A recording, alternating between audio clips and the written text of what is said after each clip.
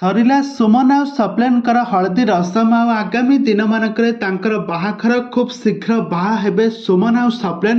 ବର୍ତ୍ତମାନ ସମୟରେ ତାଙ୍କର ହଳଦୀ ରସମ ସରିଯାଇଛି। ତାଙ୍କ ହଳଦୀ ରସମରେ ଅଲିଉଡ଼ର କେଉଁ କେଉଁ ସବୁ ସେଲିବ୍ରିଟି ମାନେ ଆସିଥିଲେ ଆଉ ତାଙ୍କ ହଳଦୀ ରସମଟି କେମିତି ଧୁମଧାମରେ ପାଳନ କଲେ ଆଜି ଆସନ୍ତୁ ଏହି ଭିଡ଼ିଓ ମାଧ୍ୟମରେ ଜାଣିବା। ତ ସେଥିପାଇଁ ଆପଣମାନେ ଆଜିର ଭିଡ଼ିଓଟିକୁ ପୁରା ଶେଷ ପର୍ଯ୍ୟନ୍ତ ଦେଖନ୍ତୁ। ଆଉ ଏହା ପୂର୍ବରୁ ଯଦି ଆପଣମାନେ ଆମ ଚ୍ୟାନେଲକୁ ସବସ୍କ୍ରାଇବ୍ କରିନାହାନ୍ତି ତାହେଲେ ସବସ୍କ୍ରାଇବ୍ କରି ପାଖରେ ଥିବା ବେଲ୍ ଆଇକନକୁ ଦବାଇ ଦିଅନ୍ତୁ। ଦର୍ଶକ ବନ୍ଧୁ, ଆପଣମାନେ ତ ସମସ୍ତେ ଜାଣିଥିବେ ସୁମନ ଆଉ ସପ୍ଲେନଙ୍କ ଯୋଡ଼ିକୁ ତ ଆପଣମାନେ ସମସ୍ତେ ଜାଣିଥିବେ। ତାଙ୍କର ସୁନ୍ଦର ଅଭିନୟ ଆପଣମାନେ ବହୁତ ସାରା ସିରିଏଲରେ ହେଉ, ବହୁତ ସାରା ମ୍ୟୁଜିକ୍ ଭିଡ଼ିଓ ଆଉ ସିନେମାରେ ମଧ୍ୟ ଦେଖିଥିବେ। ତାଙ୍କର ଜବରଦସ୍ତ ଆକ୍ଟିଂ ଯୋଗୁଁ ଆଜି ଘରେ ଘରେ ପରିଚିତ, ଗାଁ ଗାଁରେ ପରିଚିତ।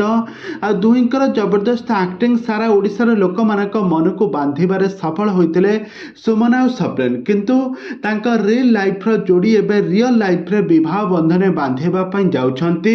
ସେ ପରସ୍ପରଙ୍କୁ ଡେଟ୍ କରୁଥିଲେ ଆଉ ଭଲ ପାଉଥିଲେ, କାହାକୁ କିଛି ନ ଜଣାଇ ସବୁବେଳେ ନିଜର ସାଙ୍ଗ ବୋଲି ନିଜକୁ ପରିଚୟ ଦେଇ ଆଜି ଏତେ ବଡ଼ ଆଜି ସେ ସମସ୍ତଙ୍କ ସାମ୍ନାରେ ଆଜି ରିଭିଲ୍ କରିଛନ୍ତି ତାଙ୍କର ହଳଦୀ ରସମ ସରିଯାଇଛି। ଗତ ଦିନମାନଙ୍କରେ ତାଙ୍କର ନିର୍ବନ୍ଧ ସରିଥିଲା ଆଉ ବର୍ତ୍ତମାନ ସମୟରେ ତାଙ୍କର ହଳଦୀ ରସମ ସରିଯାଇଛି। ହଳଦୀ ରସମଟିକୁ ବହୁତ ଧୁମଧାମରେ ଏନ୍ଜୟ କରିଛନ୍ତି ସୁମନ ଆଉ ସପ୍ଲେନ।